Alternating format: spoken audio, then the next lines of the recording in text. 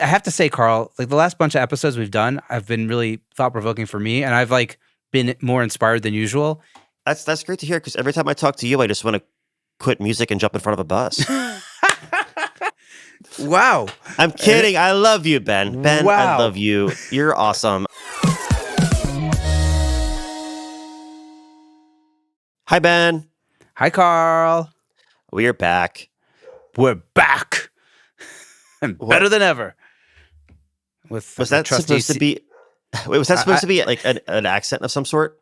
No, it was just stupid. It was just stupid with my trusty Secret Sonics mug that my wife got me for my birthday. So cute. I like the fade at the bottom. That's nice. Mm-hmm. It is cool, right? Yeah. Well, I actually have one for you, Carl. Speaking of our hospitality episode, but I have to send it back with somebody who's flying to the States at some point. So it's coming your way eventually. I have it on my countertop. Not my countertop. It's on my cabinet with a but I have to find someone who's flying back to the States who can mail it. Oh, but it'll happen. Thanks, Ben. Ben. Oh, you're so welcome.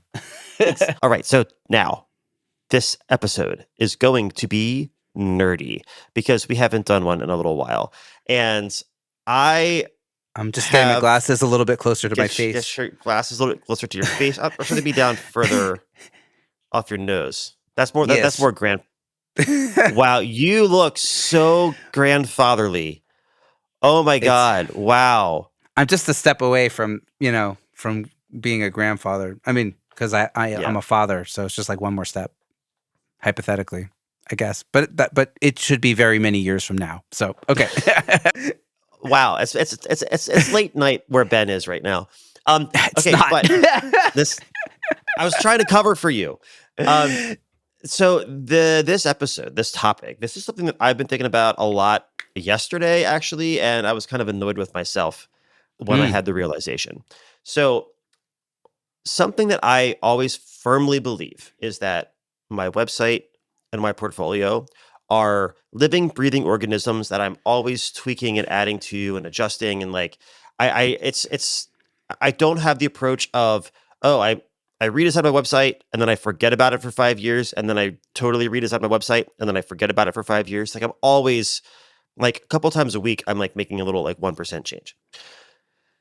The reason I'm annoyed with myself is because I realized yesterday I have been using essentially the same mix template for about 2 or 3 years now. Now, my mix template is almost entirely just for routing. Like it's not a lot of like specific plugins that I use, but I do have a couple things that I tend to use pretty often.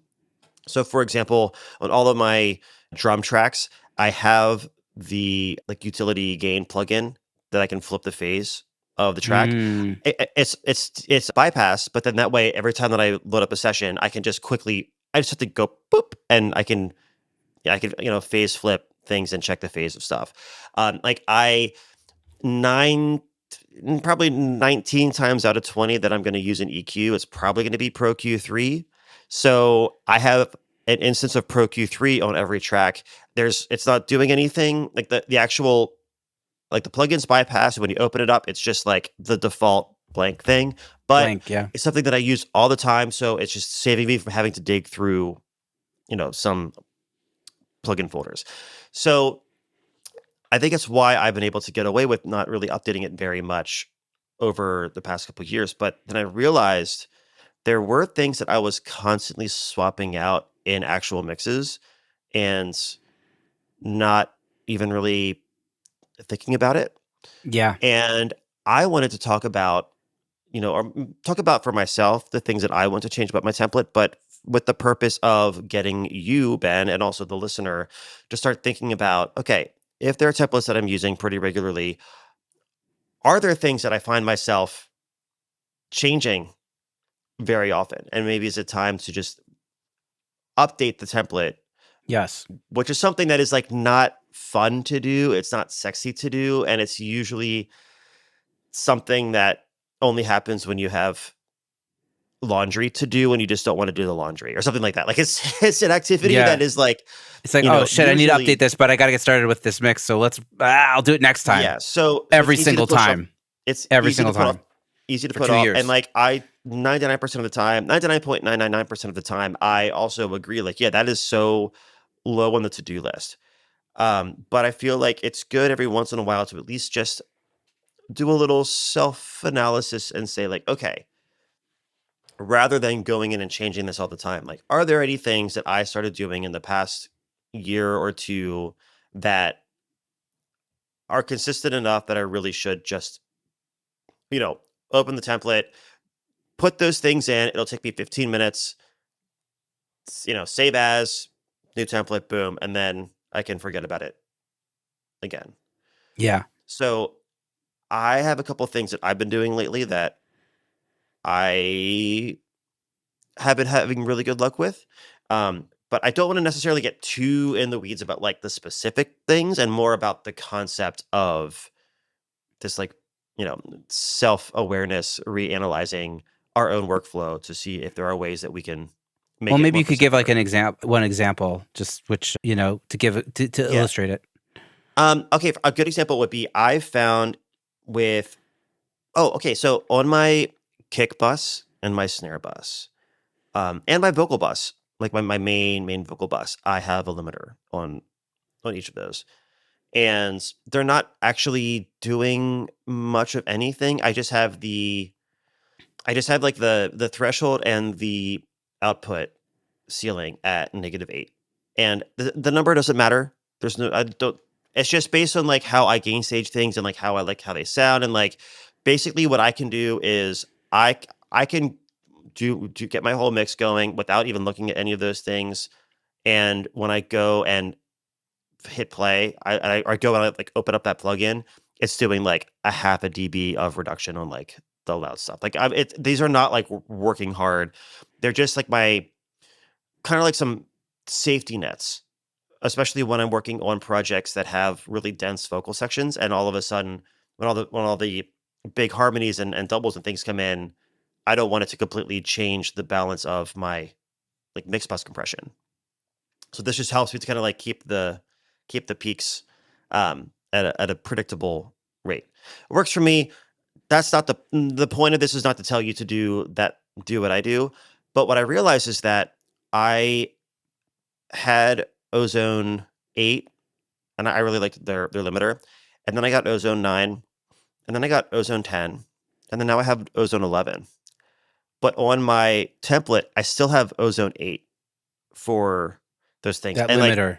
Like that limiter and like the algorithms and like the way that the options and the way that it sounds on like the new maximizer on Ozone 11 is so good.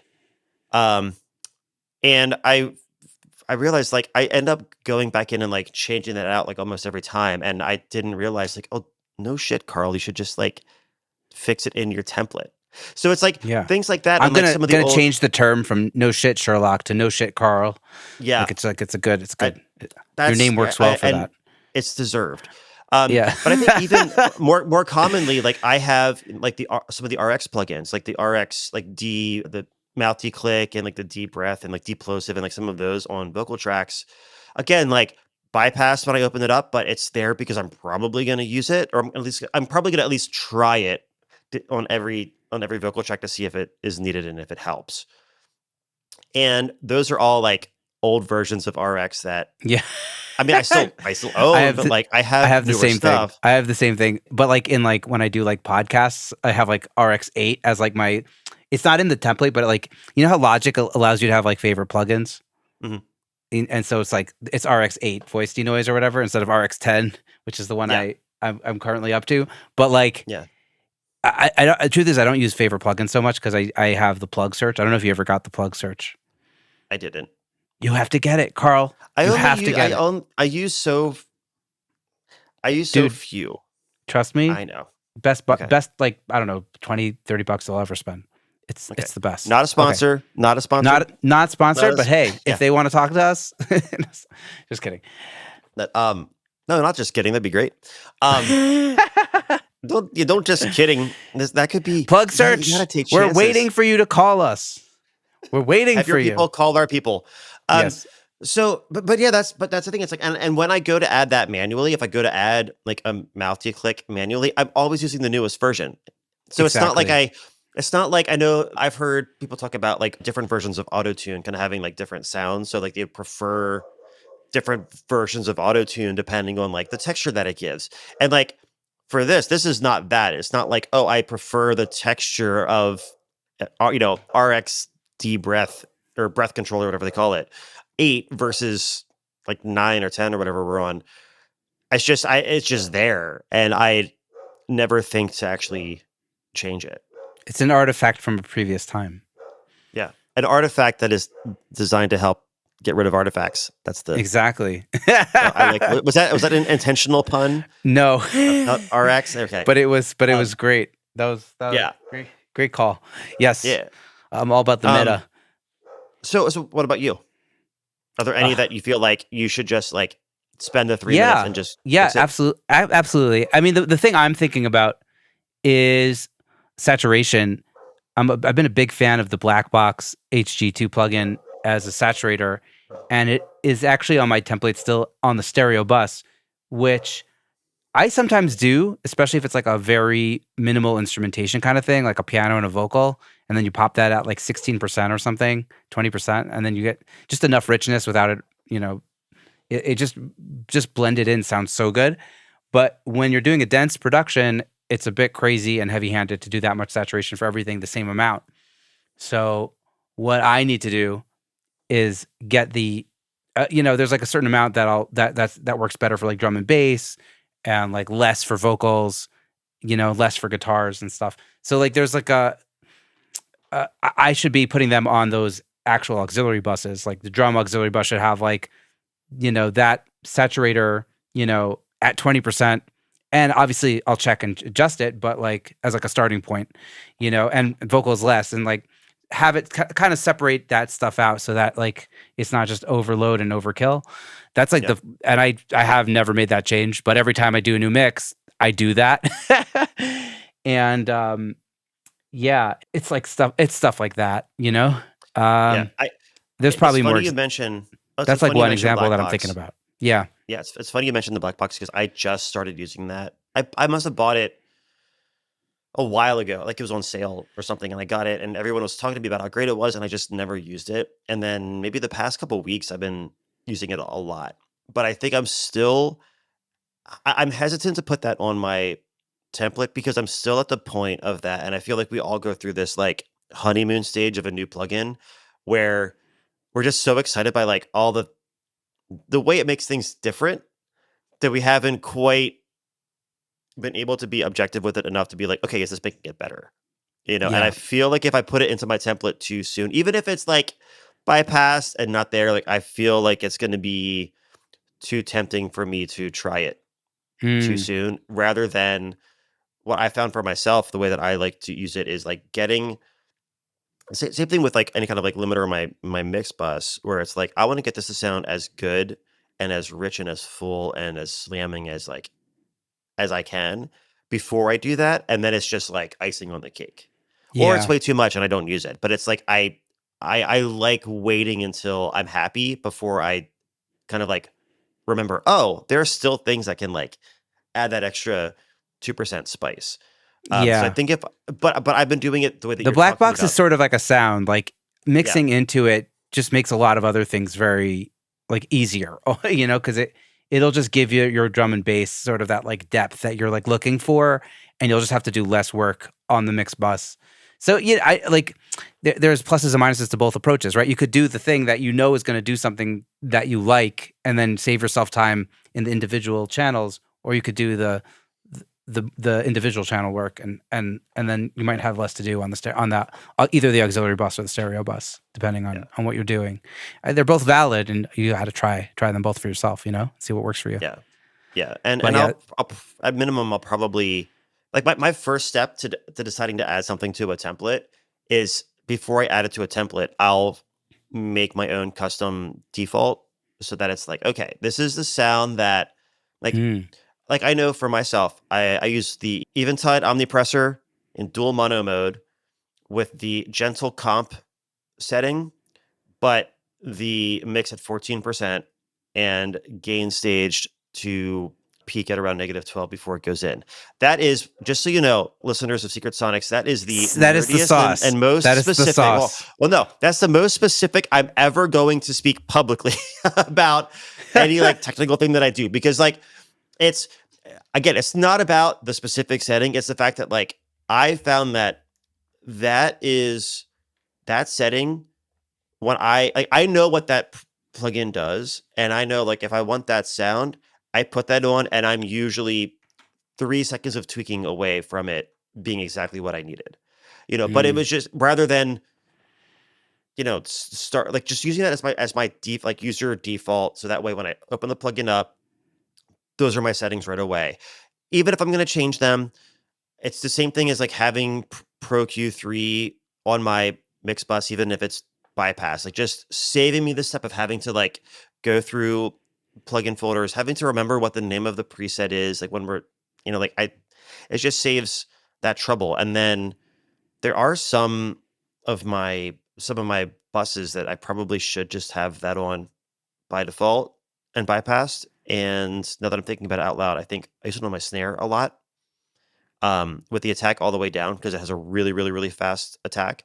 So it helps you to get like all like the body and like the size of the drum without just adding too much of like the tickiness. And especially when I'm doing a lot of like pop adjacent stuff. So there's a lot of like electronic drums and live drums together. So like it could very easily get too transienty, like uncomfortably transienty. Um, Yeah. Wow. This is like, yeah, this feels weird. We're getting deep So nerd. deep. Deep nerd. I don't usually do this like on camera. It's good especially. sometimes it's good to do this on camera, Carl. I know, but like, also people don't care. People may want to know. Maybe they're like, oh, that's interesting. You're not going to open it up. No one's going to get Omnipressor. So someone just to try this. someone is Carl, and that person is me. Okay. Okay, Carl. Okay. Yeah, probably. Okay. I probably should. So what else? What are some other things that you feel like that you've noticed about your own workflow that would just get a little bit faster if you just like fix your template? I do like I do have like presets that I do like. I have like chains that I do in Logic that I don't necessarily like keep on the, in the template. I'll just like click, because I have like some drum presets or whatever. I'm thinking about like the sends. I don't know if it was you. Maybe it was you who was telling me you already have the sends sort of demarcated for like the vocal bus. And that's something that I still haven't done. Like I'll just like go in, I'll choose I'll choose the auxiliary for the effects I want to send it to, and then I'll just send it. But having it already preloaded, so I just have to like drag it, would probably save me a few seconds every time. That's something that I think I've thought about and I haven't done yet. Yeah, and that's something like one of the things that I got. The first version of my template, which it has undergone many reconstructive surgeries over the past years. I got it from Andrew Mari, friend of the show. I referred to him for a long time as my remix pimp because he would introduce me to a bunch of bands he was working with to do remixes for them.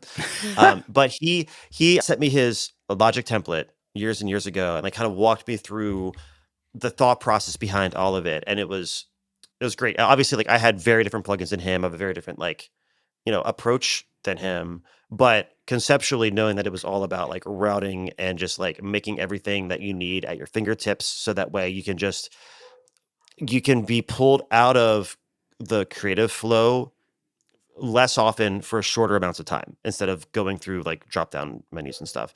But he has it that like for my vocals, like there are, I think I have one, two, three, four different reverbs. Yeah, four different reverbs and four different like delays that are all just very drastically different. Like everything from like a 16th note with no feedback to like a crazy long like crystally like atmospheric thing. And the purpose is not to just use the exact same reverbs every time. The purpose is that if I think to myself, "Oh, I think a plate would work with this," I already have a plate routed. I can just go boop, turn up that aux send and hear what a plate would sound like. And it'll either be 80% of the way to what I want, or it'll be instantly confirming that nope, a plate is not the answer. Yeah. And then I can try something else. So it's enabling me to have all of the spices like already at my already on the kitchen counter. You know, like everything's like Yeah. right there, ready to go. Right. You don't have So to I open can the drawer quickly, to get the spice and yeah, get it yeah. out. Like so that's the real difference here.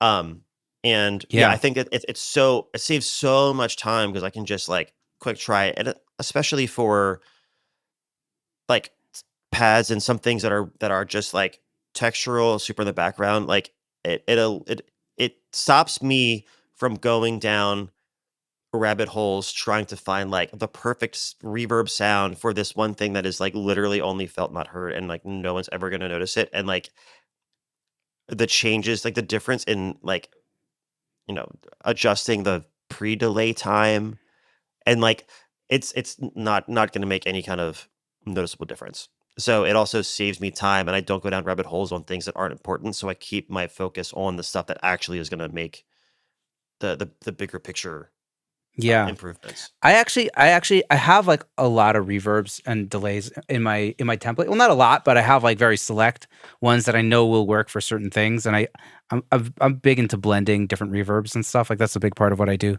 is like a little hall, a little plate, a little delay combination. Will get you a long way. But I think I need more reverbs and more delays in my templates. Even though I have like probably 5 reverbs and 3 delays or something. I think I need a few more because I need to start experimenting more with my reverb. Like I have reverbs at work and are so trusted that they always work. I don't have to like Yeah. do other things, but sometimes I'm like getting a little bored of my reverbs. You know what I mean? I kind of want to add a little bit more spice to my template. So Yeah. that involves. I mean, it could just be in a specific song. I find something and then saving it as a preset and then adding that preset to the template so that it's a new interesting reverb, spice. Yeah. So Like that is you definitely something found that a I don't do enough of because I'll always make like a new reverb. I pretty much always make a new reverb for a specific song, but then I don't like save it and add it to like the list because often I'm going to the go tos. You know what I'm saying? Like yeah. often, like more times than not, like I'll use like the Manny American Hall or the little plate reverb or whatever, or the Valhalla, whatever. But like it's fun to save those and then like come back to them again. Like, oh, I had that cool thing that I used that one time. It was like a springy thing. Where is it? So like I need to be better at saving these presets and then Yeah. popping them in the template. And I think the thing that, if there's anybody listening thinking, "Oh, I can't believe you want to use a preset on a different song." Like sometimes it works. And also, you can always tweak it.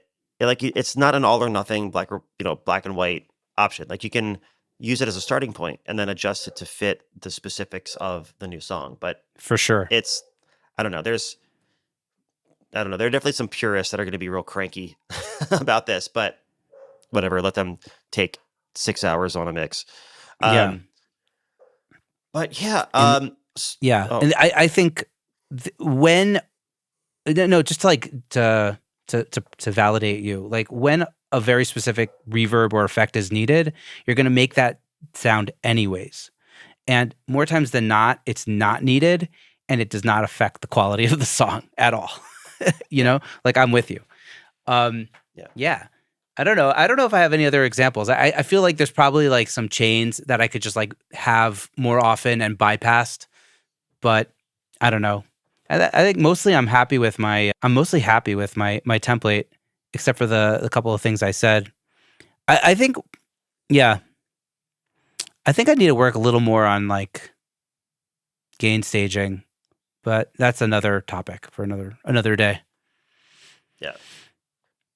I think the last one that I can think of right now is I've found myself again because doing a lot of pop adjacent stuff, a lot of blending of electronic and live instruments, and I found that when I don't have Pro Q4 yet, I still use Pro Q3. Same here, by the way.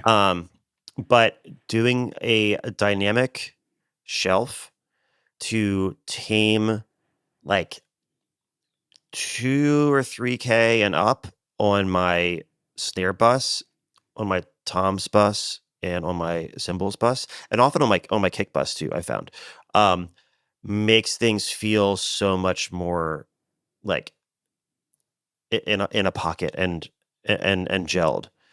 Because I feel like, again, I'm getting sent. I'm very rarely mixing live recorded drums. It's a lot of it's either like electronic drums, like intentionally like electronic drums, or sometimes it's like programmed live drums that are still meant to sound bigger and larger than life. Like I'm not doing like folk and Americana stuff, so obviously probably wouldn't need to do that. Probably wouldn't do the opposite for a lot of like live tracked drums. But I've found that especially when people are using electronic drum samples, like they're so overhyped. There's like too much top, too much bottom. They're just like all full range all the time. And then I've found that that's been helping me to kind of keep those spiky bits under control. And it helps, I mean, especially if I'm going to then put it into like black box on my drum bus, it ends up helping to make it not feel as saturated, high contrast, high saturation, high insanity. Yeah, it's like it helps you. It helps you to feel the saturation without like it being so obviously heard. Yeah, which is usually what I'm trying to go for. Cool. I want to sneak as much grit as I can in without you noticing it. I want to get like right up on the edge of like how much depth and character can I get without it being distracting, because I don't want it to be distracting from the vocals. Totally, 100%. Okay, awesome. Well, this is cool. I got to wrap soon, but this is fun and definitely thought provoking. And I have to say, Carl, like the last bunch of episodes we've done, I've been really thought provoking for me, and I've like been more inspired than usual, and I've been picking up instruments more than usual. And I think it's thanks to my conversations with you. And that's awesome. Yeah, like the limitations, limitation creativity one has been good for me. I'm feeling juices are coming back. So let's hope they stay awesome. coming back. Yeah, it's been good. That's great to hear, because every time I talk to you, I just want to quit music and jump in front of a bus. Wow. I'm kidding. I love you, Ben. Ben, wow. I love you. You're awesome. I just have to. I'm not good at taking. I'm not good. I don't know. I'm terrible great at it. We're both horrible at taking compliments. But I'm just saying, like it's been good. Like I'm feeling like the inspo. So awesome. Guys, go check out our inspiration playlist. We're not going to talk about songs that we've added, but we've adding more. Yeah, we've added more, and each of us are adding 5 songs a week. So at least, and then they'll be there for a little bit, and then they're going to go away. So check out our inspiration Spotify playlist and just join the community of listeners who are being inspired by music that we think is cool. And you don't have to, but you can go check it out. It's such a great sales pitch, Ben. You got to check out the Spotify playlist. I mean, whatever, like it's definitely like curated by Ben and Carl. So it's going to be a total mix. Yeah. Look, can I try, Ben? Yeah, go. If you want to hear some music that you haven't before, and just something that is going to shake up your perception of sound and reality, check out that playlist. And maybe there are some songs on there that you have heard before and that you love, and it's a reminder that they affect you so deeply and so musically, and it'll rekindle your appreciation for those songs. So do we expect you to love them all? No. Do we expect you to want to listen to them over and over and over again, and they're your new favorite artists? No. But yes. Do we hope to shake things up a little bit? Absolutely. And to do that, you got to act quick, because they're going to go pretty soon. So click that link, smash that subscribe button. Smash it. I don't know, whatever they say on the YouTubes. Yeah. Weekly inspiration. No. Yeah, but they'll be there every time we upload. We upload 10 songs a week between the two of us. They're there for 5 weeks. So that's how much time you have to find out what me and Carl were listening to. So and you know why we chose 5 weeks? You know why we chose 5 weeks? Randomly, because we picked a number out of our ass. No, because it's 50 songs. I mean, what we should do is pretend that it was like some sort of like, I don't know, mathematical Fibonacci sequence, and like it's like lore from a Tool album. No, we just picked a number. Anyway, that's enough. That's enough rambling. Go listen to it. Go listen to the music. It's really fun and good. And bye, Ben. Bye, Carl. And stay inspired, guys.